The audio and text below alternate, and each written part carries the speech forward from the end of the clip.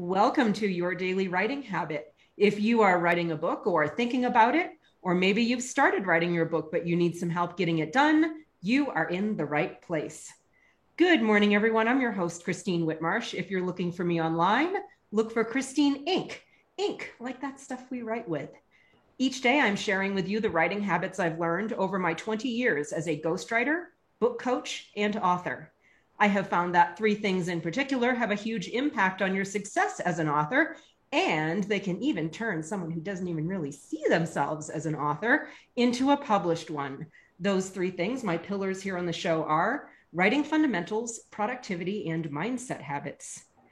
And once again, good morning, everyone. I'm so excited to introduce my guest on the show today, mainly because in our Get to Know You phone call, she and I bonded almost instantly over many different things, in particular, our respective memoir writing experiences, which we will be talking about today, among many other things. My guest today is Yvette Bowden. She's an author of the inspiring and empowering book, A Journey to Becoming the Best Self. And here's a little bit more about our guest. As the founder and author behind Awakened Woman, a digital platform designed to inspire and invigorate females, author Yvette Bowden writes with endless empathy.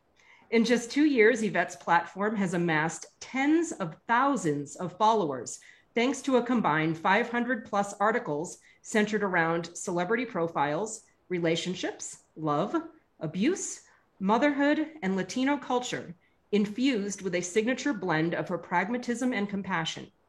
In 2021, she was named one of the Bella Bosses We Admire by Bella Magazine. Yvette's words have also appeared in The Brains magazine, The Best Holistic Life magazine, Thrive Global, media maven Arianna Huffington's portal dedicated to ending the global stress and burnout epidemic, and Bellatina News, where she profiles celebrities that include actors, recording artists, media personalities, Grammy and Emmy Award winners, among many others. Her debut book, A Journey to Becoming the Best Self, is part memoir and part prescriptive fiction. The book, inspired by Yvette's own post-divorce path from devastation to joy, was published in 2019 and received praise from the U.S. Review of Books. As a single mother based in New York City, a metropolis she credits for her open mind, Yvette regularly channels her own growth experiences.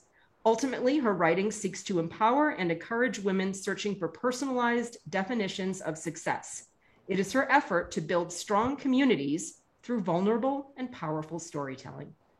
Welcome, Yvette. Thank you so much for being here. Hello, Christine. Thank you so much for having me. I'm so happy to be here. Thank you. Great. So let's have some fun. Here we go. So first, I need to tell you how incredibly just blown away I am with your platform, your Awakened Woman platform you created for women, obviously. Tens of thousands of followers in 2 years. That's amazing. I know a lot of my listeners who are always working on their author brands, they're going to be impressed as well. So tell us a little bit about how you came up with the idea to do that and kind of how that came to be. Which came first, platform or book? A little history behind that. I'd say the book came first. After a really difficult divorce, I was just lost. And, I had the support of family and friends, but I still had this void.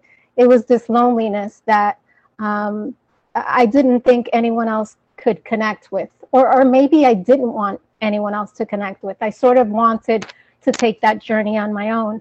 And as I took the journey, writing just became my best friend, my therapist, my my savior, so to speak, because I was able to put all these emotions in there. Whenever we go through a life-changing moment, there's so many emotions involved. We're human beings. It's all about the emotion, at least for me. So I was able to put words on paper and my thoughts on paper, and it sort of took a life of its own. As I was writing, I realized, after a couple of weeks, I had written 20, 25 pages. And as I was going through the process, I thought to myself, wow, I wonder how many other women feel the way I do. And I wanted to put that message out there, share my pain, but also share the process of, not just the pain, but everything you go through, that evolution that you go through. And one of the biggest reasons is I wanted to give other women hope. You can come out on the other side. So as I was writing this book, which honestly, I didn't know it was going to be a book, as we've discussed, I started thinking about all the other things that we deal with, relationships, love, motherhood. We deal with so many different issues. I said, well, what's the best way to put my message out into the world? Put it on social media. And it was really difficult to put my personal stories out there, but I thought it was the only way to help connect with other women. That's awesome. And obviously it did with all those followers. Your instinct was right. It was. And it's funny you mention instinct, because I've learned that it's it's like a North Star for me, now that I'm just older and more self-aware. And part of this whole project has been instinct. I can't lie. I didn't know how to build a platform. I didn't know how to put a book together. I didn't know how to find an editor. I mean, there were so many things that I didn't know, but I knew the only way to get my message out was by learning these things and using the tools that we all have on hand. I mean, everything is on the internet. And that's such a great message, especially for my listeners, because there's so many people that want to write a book that are waiting to be quote unquote ready or prepared or know everything and all this. And I love that you just kind of took the leap and whatever you didn't know, you found the answers to. And that's a really empowering message where you don't have to be ready to jump into the deep end of the pool. In fact, most people never are. You're kind of either forced or you're influenced or you're guided in some way, but no, you don't have to wait for all the pieces to be, perfectly placed. Absolutely not.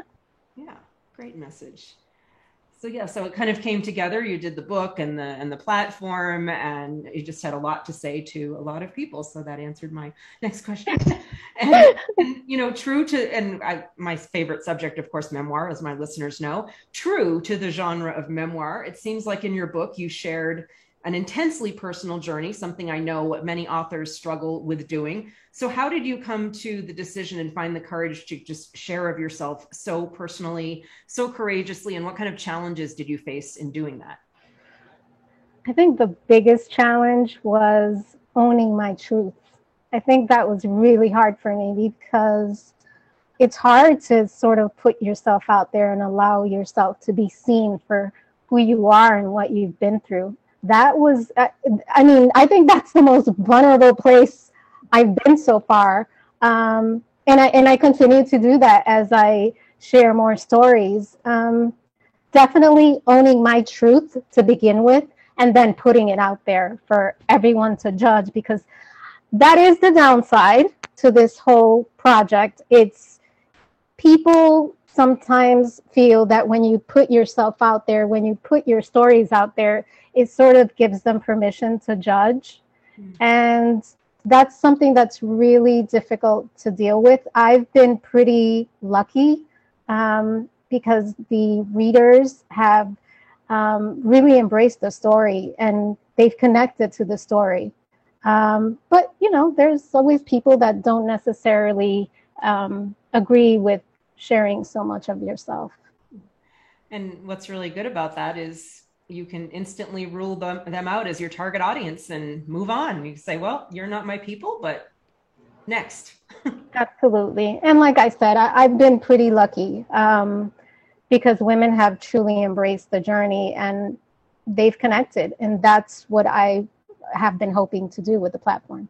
That's awesome. So now tell us about the experience of the writing part of the book, the ups and downs, the highs and the lows. The actual, because the 3 pillars I listed, writing fundamentals. So tell us about that experience. Oh, wow. I can't, I'm guilty of I don't have a routine. The only thing that I can say for sure is that if you want to write, just write. And make sure you write every day. That's the one sort of, it's my Bible. I have to write every day, whether it's in my journal. I have a journal. Whether it's, sit on my computer and write a blog, whatever it is, I have to write every day, because you have to sort of get yourself into a rhythm, into a practice of writing every day. If you don't, I think I get lazy. So, but I always have something to say, so I just say it on paper or I say it on my computer. As far as, I don't have this sort of ritual. I don't. I literally just, I have a lot of thoughts. I have a lot of ideas. I have a lot to say. So I tend to put it all in writing. And I think that is, for me, that is my gift. I have a lot going on in this little head of mine. So no, there's no real ritual for me. The other thing I could say is that writing truly makes me feel alive. It makes me feel, it's almost like, gives me purpose. So I love to do it. I never set out to write the book to be famous, to make money, because trust me, whoever wants to be an author out there, there is no money in it unless you're, all the other stuff that comes with it. Right. Yeah, all the other opportunities that come from being an author. That's what I always tell my clients. Right. So it's absolutely, if you're writing a book for those purposes, I just wouldn't recommend it, because that purpose will leave you disappointed. Yeah, if you're looking for specifically like book sales or whatever. But yeah, it always has to be, I always tell people, and it always, generally it starts intrinsically with, like you were saying, your purpose, and that it feeds you, and that this is what you need to do every day, and you're just driven to do it. And that's usually what it starts, because obviously you and I both know, and everybody listening to this who has written a book, just what an incredibly transformative experience it is. So it starts for you, and then it's inevitable that experience kind of spills out and inspires everybody else, because if it feeds you that much, it most likely is going to feed other people as much, if not more. It's really interesting, because sometimes I sit at my desk and I look at the book and I'm like, wow, I really can't believe I did it. And it was hard. It was hard. I'm not going to say that it was, it took a couple months. It actually took, I'd say closer to 2 years maybe, because it's a process. Yes. You write and this is one of the things I learned. Writing is writing and rewriting, like literally, you just never stop. And sometimes I'll pick up the book and I'll read through like a couple chapters and I'm like, wow, I could have made this sound better. So it's writing and rewriting, and you have to do it constantly. And then, there's the proposal writing, and there's the editing. There's so much that goes into writing a book, but honestly, it's a labor of love. Yeah. If you believe in what you're doing, it's not work. Yeah. So true. And I love that. Yeah. Writing is rewriting. That's a very common adage. And maybe you could share, because I know a lot of authors, and I'm sure some of my listeners, they kind of get down a little bit about the editing and the rewriting process, because it just has a different vibe and a different purpose, and usually a different process than the writing structure. So can you share any sort of, joys or ahas, or what was really good for you about the rewriting and editing process that maybe didn't exist in the original writing process? I think learning, it was almost like molding, like shaping something. And for some people, it's design, when they make their designs for their dresses, or when someone molds, what is the clay, the pottery. But it's molding. You're molding your book. You're creating something that someone else is going to read and be inspired. So there has to be a certain flow, and there has to be a certain way that the words sort of piece together. I've learned to not only appreciate but love that process, as painful as it is, because it is painful. But you're molding something beautiful. So I wouldn't look at it as something that's sort of, I said painful, which is probably, it's true, but at the ends of that, you're going to create a beautiful piece of literature. Yes. And and that I use that term loosely because we all think of beautiful literature as different things. But I'll tell you something funny. So I read my book from front to back, and I found a couple of mistakes. And I went back to a friend of mine who's a writer, and she said, there is absolutely no book that you will find that won't have some sort of typo, some sort of misuse of a word. It drove me nuts for weeks. I was like, oh my God, people are going to look at this and they're just, what are they going to say? The funny thing is, no one's ever noticed. I have, but no one's ever really noticed.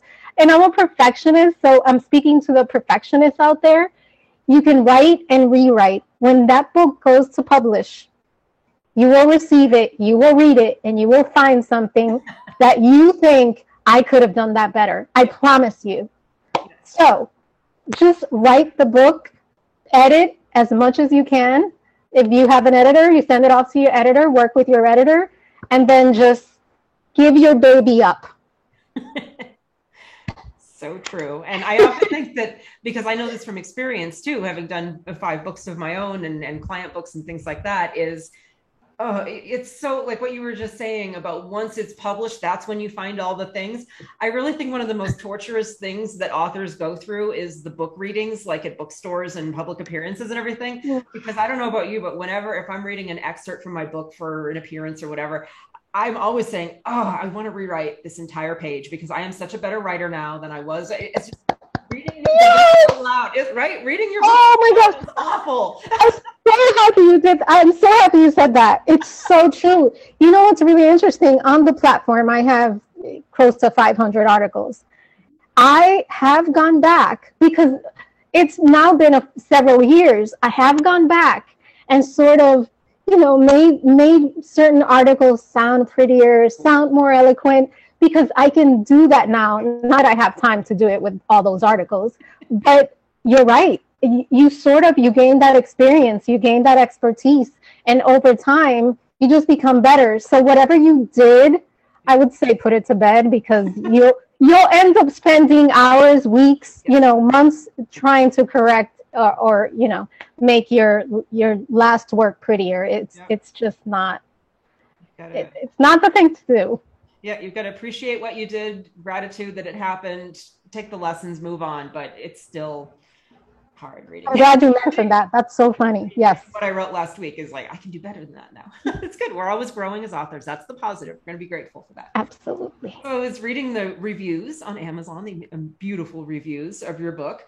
And one of your reader reviews in particular struck a chord with me because for me, it really validates why people like us write memoirs in the first place. So just a couple lines from that review that struck me.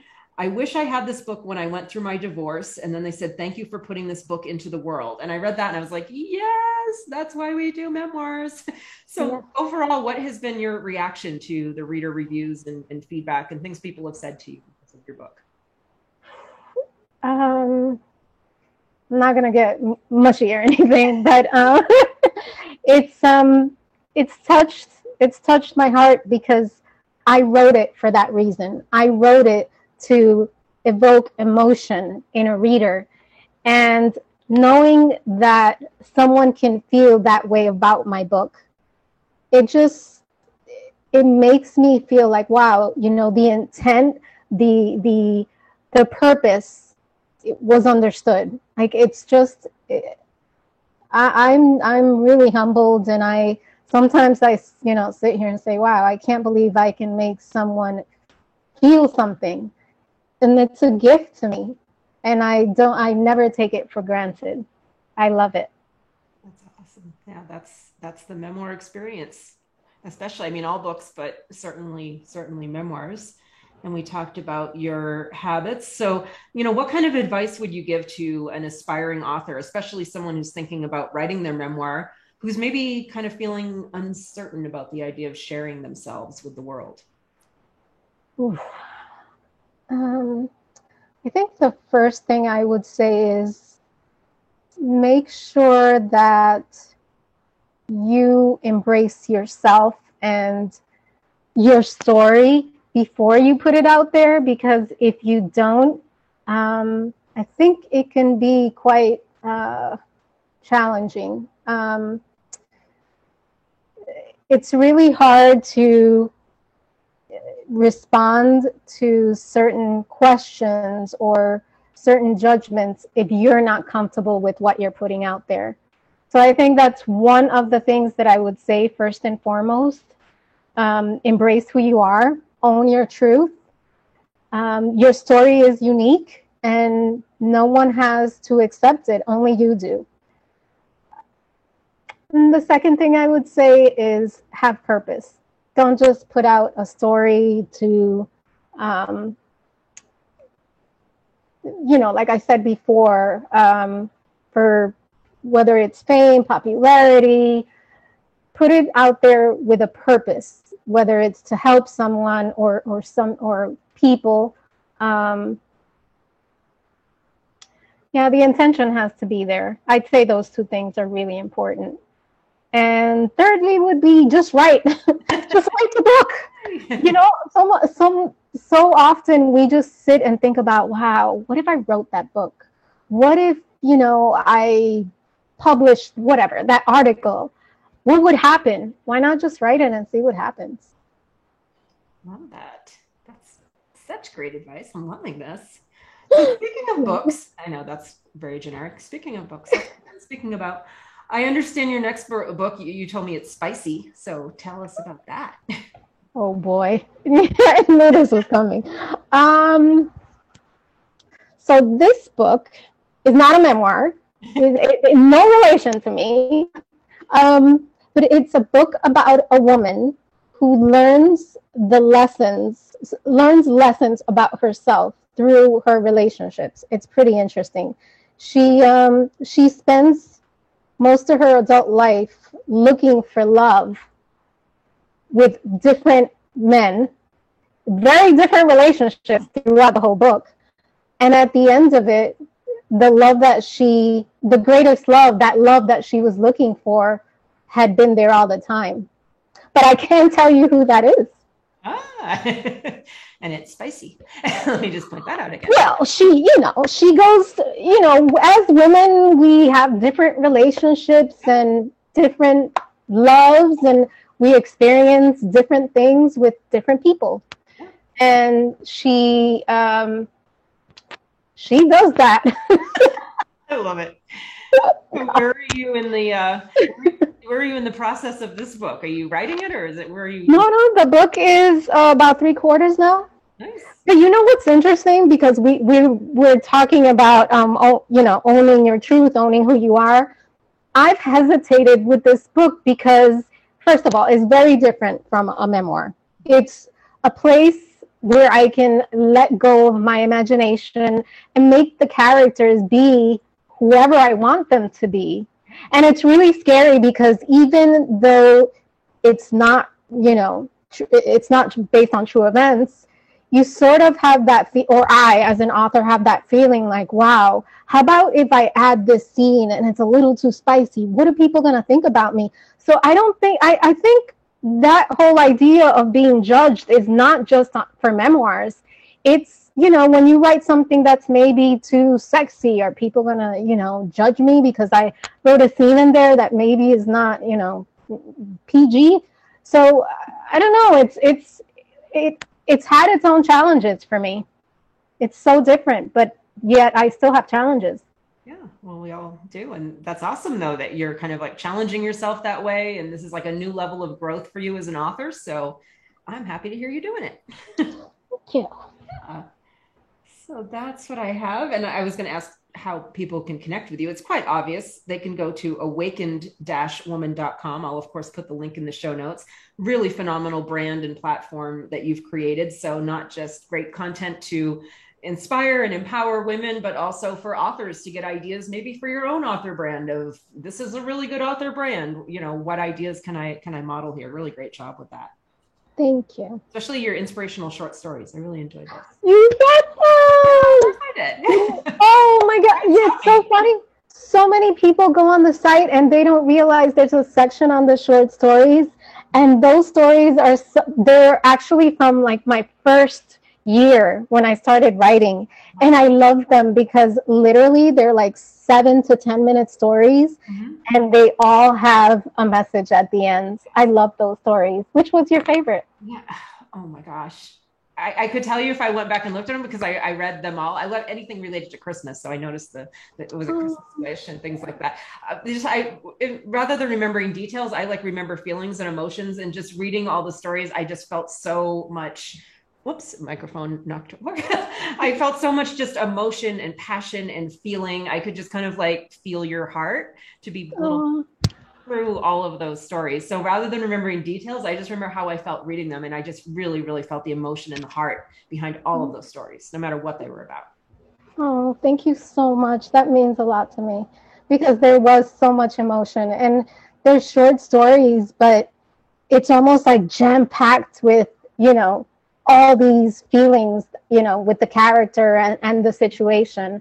But my favorite is The Cost of Her Jewels. Okay. Because, she's a woman who is beautiful, who is strong, who is intelligent, and she's with this man who gives her the world, but he also causes great pain. Yeah. And at the end, I remember that story, the ending, it had a different ending initially. And my editor looked at it. She said, no, that's not what you really want to do with that character. Good editor. And I went back and I changed it because she said, you're not being true to the story or to yourself. Well done to that editor. You always want to have an editor that can see you like that. That's great. That is gold. It is. I love my editor. It's great. So that's awesome. And again, awakened-woman.com. And it's in the show notes, but it's pretty easy to follow that. I love when people have uncomplicated websites. It makes it so much easier than having to spell things and the whole thing. So thank you so much once again for being on the show today, Yvette. This has been great. So many great messages for my listeners. Thank you so much for that. Thank you. Thank you, Christine, for having me on your platform and just for allowing me to tell my story. Awesome. And thank you all listening for joining me here on Your Daily Writing Habit, where I am helping you write and finish writing an awesome book. And please drop by my Inc. Authors group on Facebook to connect with other authors like yourself. We also have a lot of great motivation, accountability, publishing resources, all sorts of great things. Inc. Authors on Facebook. And until tomorrow, happy writing.